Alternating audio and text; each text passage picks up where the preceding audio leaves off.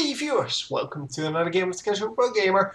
Today we're doing a game number 5 of the best of 7 between Liquid HerO as the Protoss in the top right. I wanted to say Terran. I don't know why I keep almost saying Terran. Well, last game I actually said Terran, or game number 3, I don't remember. He is playing against Revival, or EG Revival, who is playing as the Zerg in the bottom left. So yeah, should be an interesting matchup. Game number 3 and 4 were pretty good, so we're looking forward to game number 5. For those of you interested in the score, I'm just going to spoil it by now. It is 2-2. So it is all to play for. It's basically become a best of 3 now. And that is exciting because they kind of played against each other a couple of games, and they now know what the other is bringing to the table in this fight. And oh, are we going to see some great harassment here? He's going to try to prevent this this base from going down, and the drone has the inside. Yeah, well, the drone says, screw you, I'm just going to march on to the next base. And I'm just going to build over there. Yeah, he was afraid that someone, well, that another drone would come up here and build that base. But nope, that's not going to happen. It is going to be this one. And the spawning pool is going to go down first, though. Which means that, well, normally we build 2 queens here and then march it over to here. But we will have to see how that works out now. Obviously, this base is too far away for a queen to actually march there. Yeah, it can be done, of course, but it's not a very normal thing to do. So the queen is coming out, and the queen is probably going to spawn some larvae and then stay here. But it might also just march all the way over there, although that is not very efficient. It is going to do it, though. Yeah, it is going to walk all the way over there, even though he could just start a queen right now and yeah, have that queen pop out about the same time that that this queen arrives. We will see that over here, I think. So this queen now comes out, which is just about now when it would spawn, and that's also when this queen comes here. So yeah, there's that. But he is going to be able to use this queen to spawn a creep tumor, and otherwise it wouldn't have been able to do that. Because, well, the creep tumor is of course the way to connect your bases here. And in the meantime, we do have a nexus coming up here. There is a mothership core out to get that one little pesky zergling I was trying to get through. Is there even... No, there is no forge out. Okay. Excellent. Another strategy for once, so not with the forge, and yeah, I did not notice the Stargate, but the Stargate is there, and it is going to cause some trouble, maybe, because yeah, we are getting oracles. Oracles are of course a very nice unit. They do quite a bit of damage if they have energy, and if you can get them into the enemy base undetected, or rather, well, unharassed, and the enemy does not know or does not deal with it immediately, you can actually pick up like 10 kills, no problem. And getting 10 drone kills for something that costs 150 and 150 would be good. You need at least 6 though. Well, no, I guess not. I guess you need 4. You need 4 drone kills per oracle to make it actually worth it. But then again, the harassment itself is good enough. So sometimes you just add them to your army later on, and this mothership core is not paying attention, but it doesn't matter. It wants to scout a little more, I guess. And are we going to go out now with 3 oracles? 3 oracles seems to be the number that he wanted. And is he going to build something else? No. Just the 3 oracles. 3 oracles are going to come in, and let's see if he can actually make this work, because I'm really wondering about that. And there we go. We have to take out the anti-air first. No, he's not going to make this work. These are really, really fragile units, and already lost one without taking out anything. but there's anti-air coming up here as well. Well, it's already up. The Roachborn is coming up. You did see that at least. Yeah, the Oracle can do several things. It can detect things. It can yeah, give vision, and it can shoot things, but it cannot do everything at the same time because you need energy for it. So I don't actually know what this is. Oh, sorry, the first one. But yeah, that's quite alright. Oh yeah, it kind of is the I forgot what it's called. Something like an infect or something like that from StarCraft Brood War, where you would use your queens to get a unit infected, and as long as they're infected, which is until they die, they will grant vision to you. But here it's only for 60 seconds because people did realize that that was kind of ridiculous to have a unit that you basically couldn't use anymore, because if you get an overseer that gives vision to the enemies, then you don't want that overseer near your army or near your bases. So basically you can't use it anymore. That's of course very sucky. We are going to get a Nexus up here, and that means a third base against the 3 bases of the Zerg, and that's quite a big deal.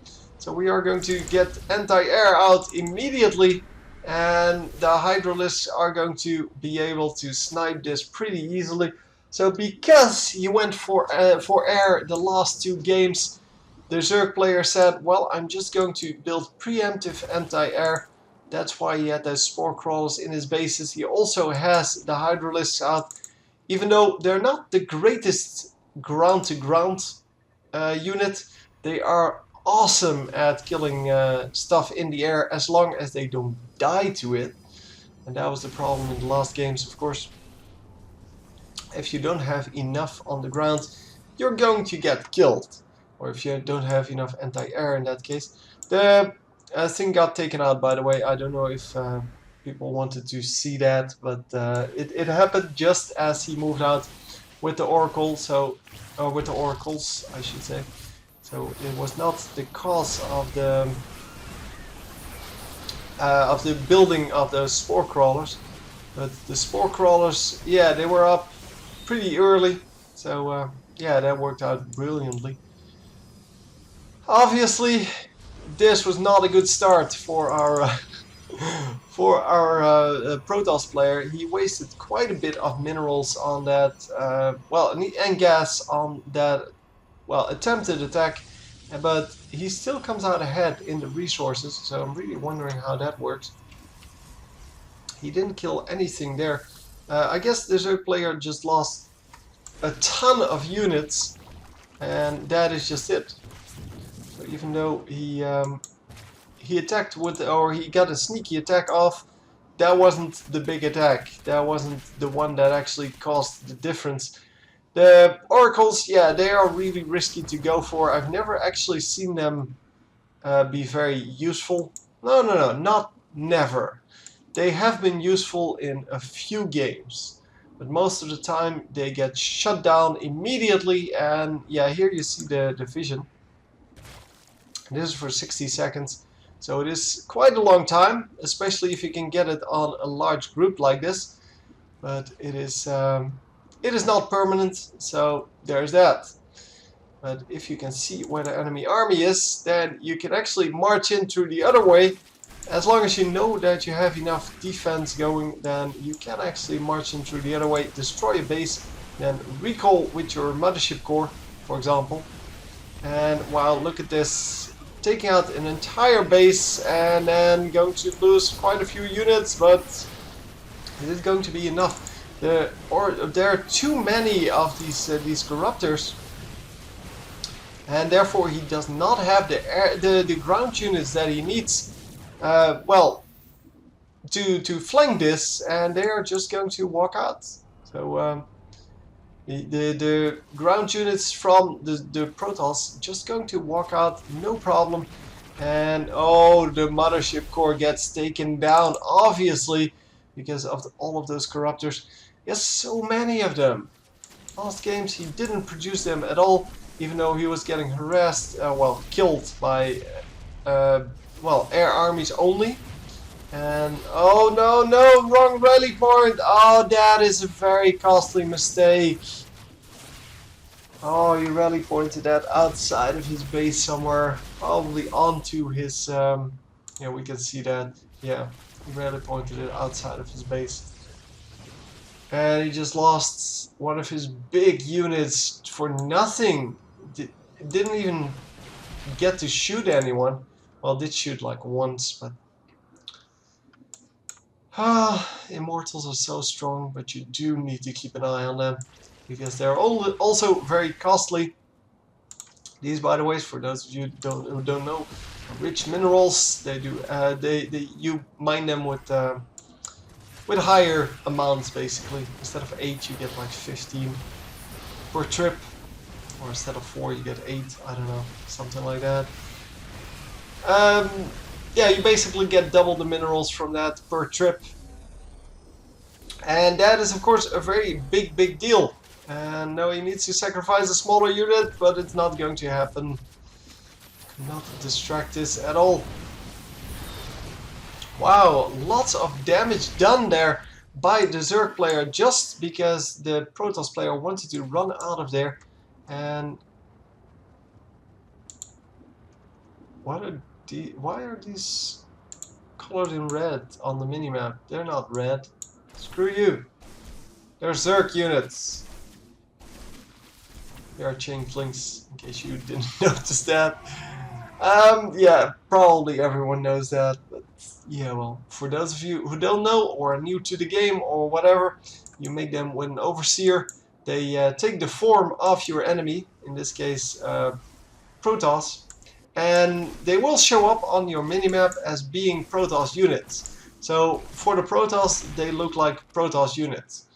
And therefore he will not shoot at them automatically. He will be able to shoot at them, of course, but you really have to A-click them to get rid of them, or they will time out eventually. But yeah, if you're up against Terran, they will become Marines. If you go up against Zerg, they will become, I believe, Zerglings. Probably Zerglings. Never actually seen them used against Zerg. But yeah, they're normally the lowest ground units that they turn into. So there you can see people do realize that they are there, and because they're great scouts, if you have them in, well, if you can incorporate them into the army of your opponent by just right-clicking another zealot, then they will, of course, keep following that zealot, and it will look like they belong in that army. You get all the scouting information that you can possibly want. So Blinkstalker's available, so he is going to blink out a little bit, and is he going to be able to clean up these anti-air units before his Colossi die? It might actually work. No, one of the Colossi dies, one of them stays alive.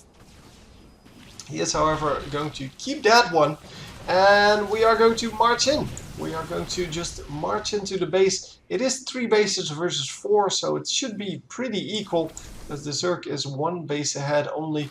This base has been harassed so many times already, and it's still, well, it just isn't able to come back up. There's a corruptor. If that were drone, he could rebuild his base immediately, which would be nice, of course, but yeah, that's not going to happen. So here we go, going to take out all of this crap, and let's go. Let's just move it along. So many Hydralisks. Hydralisks do die very quickly to these this Colossi though, and they do get outranged quite a bit, and we are going to lose all the Corruptors once again. So the Stalkers here are going to be the front line. They're going to have to take all of the damage because, well, really your Colossi, yeah, you don't want them to be attacked. And the Stalkers can take quite a bit of punishment. They have 160 HP. Well, HP and shield combined. Oh no! They both get out! Oh my god. That's like 1 HP each. Well, 1 and 20. But yeah, they do get out, and as long as they live, they will regenerate, and well, they will be able to be able to fight another day, basically. We are going to get a whole bunch of Stalkers here, and still has 3 Colossi up. We do get Infestors now, but the Infestors do not have a whole bunch of energy, so cannot fungal growth yet. And that is going to be significant. Because without fungal growth, what you gonna do, bro? They're just going to sit there and spawn some... Oh, there was 1 fungal growth, but that is, I think, basically what he can... Oh, he had 1 more! And of course, they will generate energy, and eventually they will be able to all do this in this fight. And yeah, now he has some changelings in his base, or in his army, but he didn't have any what are they called, zealots of his own. So yeah, he doesn't really care that now he does have some zealots. But without zealots of your own, you cannot confuse them with your own zealots. So there's that. Of course, well, they're mostly just used for scouting, the changelings. So just guarding a piece of the map or something like that. But yeah, sometimes they give you great scouting information, and sometimes, yeah, they just get 1 shot. But at the very least, you get to see one of the enemy units where they are, and well, in the best scenario, you will actually get full scouting information of the army and yeah, everything it's doing. So anyhow, we're currently just waiting for the next engage here, and it is a very small army here that almost gets caught. One of them may actually go down. No, the Zerglings are going to get shot at, and the blink, of course, is still available. No, he didn't get.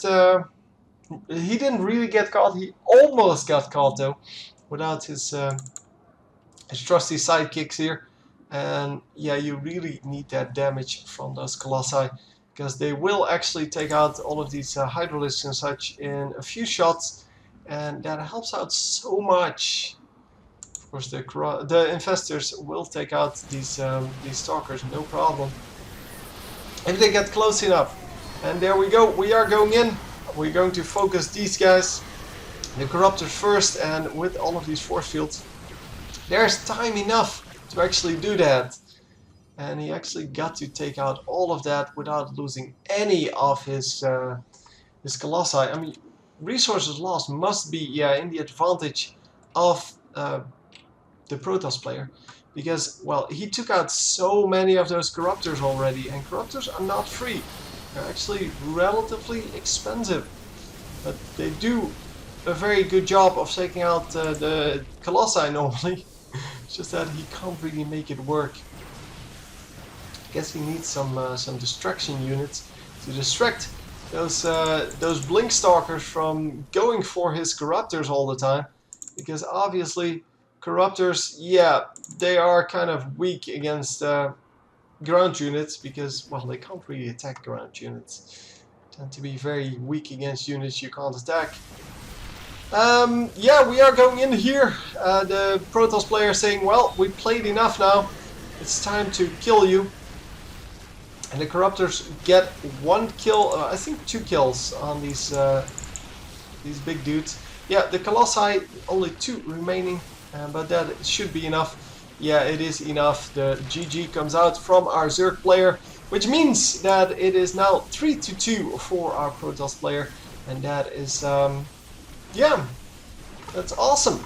So Revival, HerO might actually take it next game. On the other hand, I'm hoping for game number 7. Anyway, hope you enjoyed, and I will see you next time. GG.